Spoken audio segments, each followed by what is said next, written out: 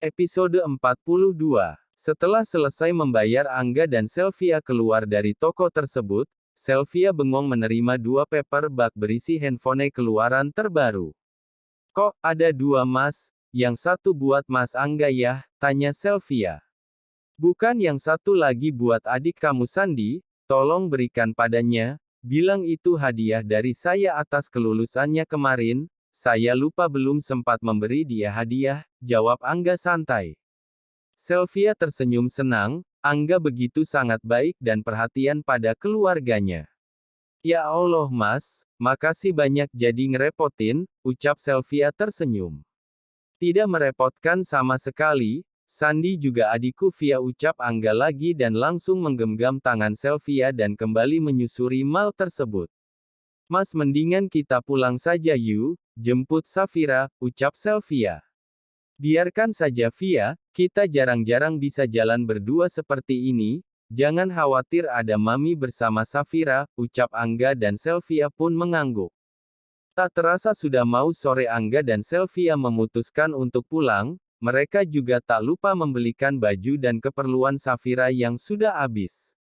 Mereka berjalan menuju mobil dan Angga langsung menjalankan mobilnya. Di tengah perjalanan Sylvia bersuara ingin meminta tolong pada Angga agar mengantarkannya ke makam Alam Dita. "Mas Angga, boleh Via minta tolong?" ucap Sylvia. "Hati-hati, lihat tentu Via, mau minta tolong apa?" tanya Angga melirik Sylvia dan kembali fokus menyetir. "Tolong antar Via ke makam Alam Mbak Dita ya Mas," ucap Sylvia pelan. Angga menepikan mobilnya dan menatap Sylvia penuh tanya. "Kamu, mau ngapain ke sana?" tanya Angga penuh tanya. "Ya mau ziarah lah Mas." "Emangnya mau ngapain?" jawab Sylvia kesal atas pertanyaan Angga. "Aku ingin meminta restu pada Alam Mbak Dita Mas, meminta restu untuk menjadi ibu sambung Safira putrinya," ucap Sylvia lagi. Angga tersenyum penuh arti. Angga bangga sekali dengan perempuan di depannya. "Oh begitu, tidak meminta restu untuk jadi istri saya juga sekalian," ucap Angga tersenyum. "Gak tahu juga ya, soalnya aku kan hanya disuruh cuma jadi ibu sambung Safira gak lebih," ucap Sylvia. "Kenapa begitu? Kamu gak mau sekalian jadi istri saya yang sesungguhnya Via?" tanya Angga menatap Sylvia. Sylvia yang ditanya malah diam saja namun memberanikan menjawab. "Aku sebenarnya bingung Mas, kita baru saja saling mengenal dan belum ada cinta dan rasa di antara kita Mas. Terus aku lihat-lihat juga sepertinya Mas Angga belum bisa melupakan Alam Mbak Dita di hati Mas Angga," ucap Sylvia yang menatap lurus menghindari tatapan Angga. Angga diam tak menjawab. Yang dibilang Sylvia benar, separuh hatinya masih terpaut pada Alam Dita, tapi Angga tak bisa memungkiri kalau kini Sylvia juga sudah ada dalam hatinya. "Sudahlah Mas, jangan terlalu dipikirkan, mending kita jalani saja demi kebahagiaan Safira. Sisanya biar Allah yang menentukan," ucap Sylvia ingin menyudahi obrolannya yang sepertinya membuat mood Angga langsung berubah menjadi melow. Angga tersenyum dan kembali menjalankan mobilnya. "Ya sudah, aku akan antar kamu ke sana," ucap Angga lagi dan mereka kembali saling diam. Sampai akhirnya mereka sampai di pemakaman umum di Jakarta Selatan tempat Alam Dita dimakamkan. Angga dan Sylvia berjalan menuju makam Alam Dita. Sebelumnya tadi saat turun dari mobil Sylvia menyempatkan membeli air mawar dan bunga. "Assalamualaikum ya ahli kubur," ucap Sylvia dan Angga bersamaan. Angga lantas berjongkok diikuti Sylvia. Mereka berdoa di depan makam Dita dipimpin Angga. Setelah selesai berdoa, Angga langsung bersuara di dekat batu nisan Alam Dita. "Dita, bagaimana kabarmu? Maafkan aku beberapa minggu ini tidak menziarahimu.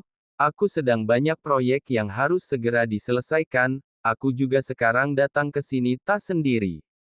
Aku datang ditemani orang yang begitu dibutuhkan oleh putri kita. Aku mau meminta restu padamu Dita untuk menjadikannya Sylvia ibu sambung untuk putri kita. Semoga kamu di sana merestuinya," ucap Angga serak menahan tangis di pelupuk matanya. Melihat Angga menyudahi obrolannya pada batu nisan Alam Dita, kini gantian Sylvia melakukan hal yang sama. "Assalamualaikum Mbak Dita, Perkenalkan aku Sylvia, aku mau meminta izin dan restu sama Mbak Dita untuk menjadi ibu sambung Safira. Bukan untuk menggantikan posisi Mbak Dita di hati Safira, sampai kapanpun Mbak Dita akan menjadi ibu kandung Safira. Aku yakin nanti jika Safira besar nanti ia akan bangga mempunyai seorang ibu seperti Mbak Dita. Aku hanya menyambung saja untuk memberikan kasih sayang pada Safira yang sudah aku anggap sebagai putriku sendiri. Semoga Mbak Dita di sana bahagia dan mendapatkan tempat terindah di sisi Allah SWT, amin, ucap Sylvia yang menetaskan air mata di pipinya. Setelah selesai mereka pun pamit dan berjalan menuju mobil untuk melanjutkan menjemput Safira ke rumah orang tua Angga.